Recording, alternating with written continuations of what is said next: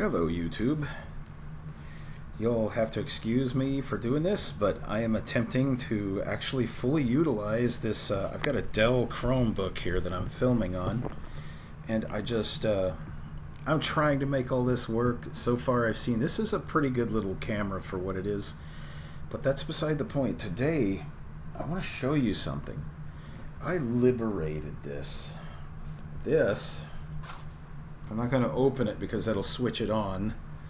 This little Acer Chromebook. I got this for free. Nobody's wanting money back for it or anything like that. There was a shipment that went horribly awry that I was trying to get delivered here. And I got that little Acer Chromebook.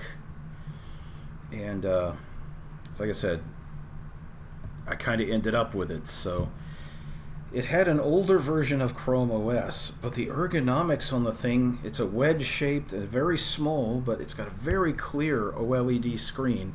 Somebody back before 2017, I think is where that came from. It's like 1 year before this one. Anyway, let's see, this is 2026. This was the last year of updates. It expired before that, so that was probably a 2016. Anyway, it has the older operating system on it, Chrome OS, and I couldn't update it anymore. But the thing is so fanatically good. It's so easy to type on and so easy to see the screen for the small screen that it is. It's incredibly sharp and incredibly contrasty, you know. So somebody paid really good money for that thing back when it was got. So I'm looking at this thing and I'm like, there's got to be something, because it's driving me nuts running this old OS. There's just certain things you can't do, like the web apps, all that. And I am never going to Chrome OS Flex for any reason. It's completely crippled compared to the original dinosaur. So yeah, something had to be done. I've had such a learning experience working with this thing. Let me get it again. You know what? I will open it up. It's going to start itself, but I'll turn it back off. But yeah, I got Mr. Chromebox's BIOS. I flashed the BIOS on this. This is a tough thing to do. But anyway, I'm going to turn this off before it... oh, it already started. But yeah, I got MX Linux on it. That's what's actually booting. But it has such a nice, if I can tilt it, if I can get the light to catch it, I'd like to show it to you. But it's got such a nice keyboard, a nice trackpad. It's got a 2-button trackpad, whereas the Dell has a single-button trackpad. This one has a 2-button pad. And the thing about it, I didn't have to do anything to get this thing, the drivers to work. But this was a slog. This was a slog in hell. Oh, and the touchpad works too, which I'm going to use right now. And I'm going to shut it down, because doing this on, I don't need to be chimping over this thing while we're trying to do a video. Shut down. There we go. And that will just turn itself off. And away it goes. But anyway, I tried several flavors of Linux on this after I got it done, but I'll allude to that later. The thing about it, these things are so incredibly locked down. I'm not even kidding you. I literally had to take that computer apart. I had to take the cover off of it and take all the screws out and get in there. And way down in there is a screw you got to take out of that thing. It has a write protect screw. You have to unscrew that before you can even think of doing anything with the BIOS. So got all that together. I was worried half to death that I had messed something up in there. Because if you've ever worked on laptops of any kind, you understand, how it's like a Swiss watch in there. Every little thing, every little bitty thing. But there's no way to get around that. That's just how it's made. And I finally got it all back together. Got all that. I had to teach myself a lot of undocumented commands. You got to get it into developer mode. And not only that, and this is where a lot of YouTubers will tell you this, there are two versions of the developer shell. There's the regular one, there's another one, I forget exactly how, I remember now. You go into the regular shell, and then you type shell, and it brings up the other one. Alright? You've got your Wi-Fi connectivity. You know, you've already set that up before you ever open that shell. There's a procedure to all this stuff, and I'm not even kidding. There's a very real chance you can brick your Chromebook doing this. So don't do this on anything you can't stand to lose. I got that thing for free, so I didn't care. I have this Dell. And got that BIOS burned through that shell. What you got to do is you got to go and you got to download the script. There's a script on mrchromebox.tech. Make sure your computer is listed as one of the compatible models. So anyway, I downloaded that. I got that running. I flashed the BIOS. This whole time I'm like, oh my god, please don't let me fuck this up. Excuse my French. And I got it. I got it. When it came around and I saw the BIOS show up, the logo show up, I was like, oh, you know. So I got that. And then I must have tried 10, 15 different variants of Linux on that thing. I tried Linux Mint. It leaves a lot to be desired. The audio and video, the video would work, but then when it would play videos, it would do like you and I watching this, you know, blah, blah, blah, blah, blah. And then it would sit there doing that, paused. It can't buffer or do anything else. When it has that lockup, all you get is that little circle going around in YouTube. So you had to, every 5 minutes or so, you had to pause the video to allow the kernel to fix the panic. I guess it was a kernel panic. I don't know. It was a driver malfunction. And it would stop beeping. You just press play. You could keep right on going, you know. But it would take it about 5 minutes to figure out that something was wrong and clear it. So that wasn't going to do. So I tried Lubuntu, the light version of Ubuntu, with LXQD as the desktop manager. Did the same damn thing. Oh, this was the other weird thing. Different versions of different versions of Linux would sometimes see the eMMC drive that's in this thing, or would not see it. And the way you got around it, and it would never work after this. Uh-oh. That was a weather notification. The only way you could get it to see it, it has an SD card slot, you know, for SDHC media. If you put an SD card in it, Linux, those versions of Linux would see the eMMC drive right next to it. But if you had that out, if you pulled that SD card out, it would go away. And the other weird thing is if you tried to boot with that out, it would crash almost every time. And it was just a pain in the ass. And almost every other version of it, Linux Mint didn't have that problem. There's a couple other ones. I mean, I did a bunch of them. And what I found out, I went through all this. Antics would see it, but God, Antics is a rice bowl. All that convolutedness down there in the application menus and stuff, you know. It's not a user-friendly for a new user. I wanted the thing to work. Just I turn it on. I go do what I want to do. I always had a good time with MX Linux. It was really good, so I tried MX Linux. Oh, I tried Manjaro. Manjaro worked, but it took up so much space and so much RAM. Couldn't do it. You've only got 4 gigs of memory in these things. So finally, I did MX Linux, and it worked, kinda. I was using the AHS version, which is Advanced Hardware Support, and what would happen is, on the AHS version, when you installed it, the keyboard, it would not sense the keyboard.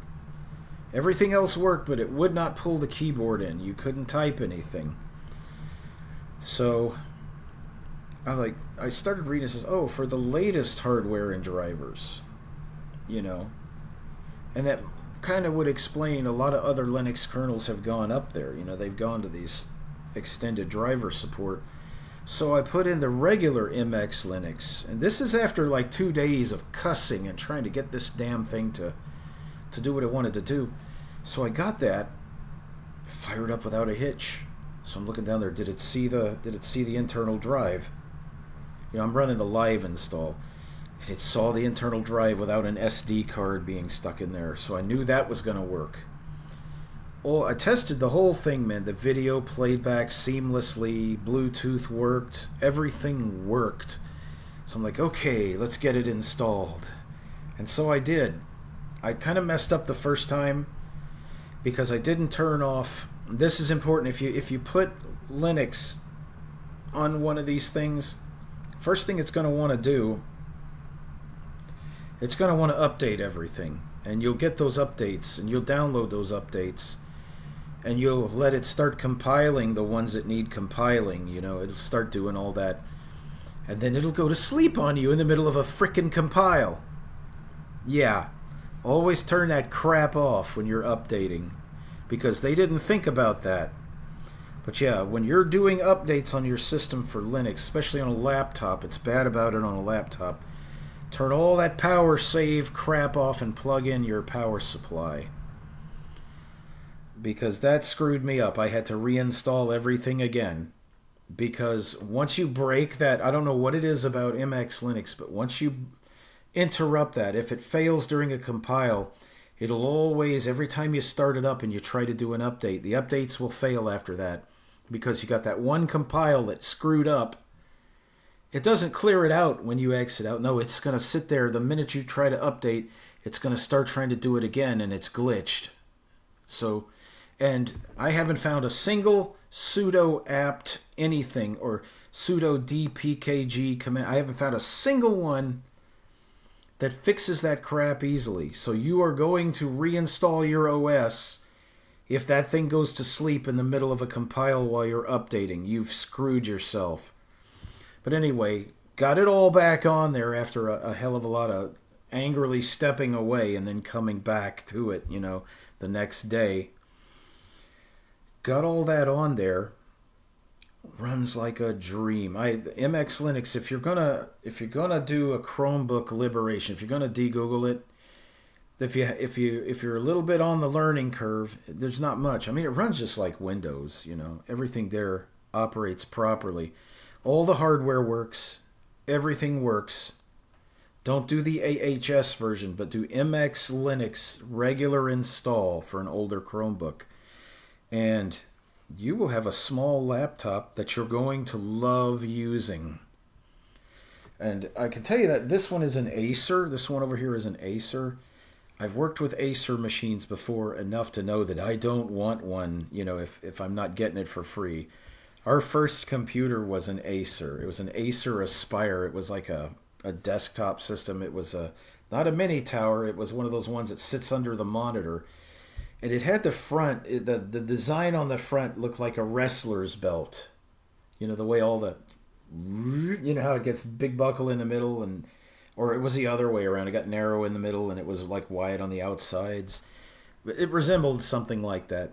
And let me tell you, the wrestler's belt annotation, the wrestler's belt metaphor, what I just said, it's very true. I spent more time wrestling with that machine trying to get it to work properly. That was back when they were using those M-Wave sound cards and all that other weird whatever. And it was just it was a rice bowl trying to get that computer running properly. I hated that thing. And I vowed then and there I would never purchase another Acer in my life. In fact, that little computer over there was supposed to be a Dell. It was supposed to be another 3100. Supposed to be the 2-in-1 version of this one I'm recording on. But I got an Aether. I got an Aether in the mail. Yeah. So I was like, oh. But I mean, it's a good-looking machine. It's very ergonomically designed. But I had to wrestle with that one. But that's totally not the brand's fault. That was just getting it de-Googled, man. It's a job. Unless you want an education, de-Googling these things is really, really tough. It's not impossible, but you're going to have to teach yourself some things to do it so you don't destroy your Chromebook. If your Chromebook has less than 32 gigs of storage on it, don't bother. Throw it away. Go get you something else, because there's not really any. There's versions of Linux that'll run on such a small amount, but they're so minimal that it's a bad experience. Unless you're a technically minded person, if you're trying to get something that'll just run for you, a lot of these minimal Linux installs, they have so many features cut, and it's just not worth your time.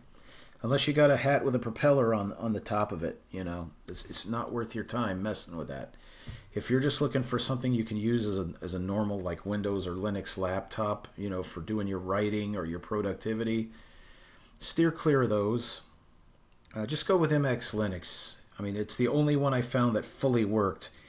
Even Linux Mint had hardware problems, especially with the video. These older video, like that one is an Intel, and don't do it if your Chromebook blah blah blah. If your Chromebook is not an Intel based one, it's not going to matter anyway because you won't be able to run anything on there. There's no BIOS to flash for those. Mr. Chromebox only works on Intel chipsets and Intel chips. So yeah, you have a good chance if it's got an Intel processor in it, you can probably do it more likely than not. If your Chromebook is ARM based or MediaTek or some other weird thing, don't do that. Don't do that. You're going to have a bad heartache. But yeah, now you can go with Linux Mint.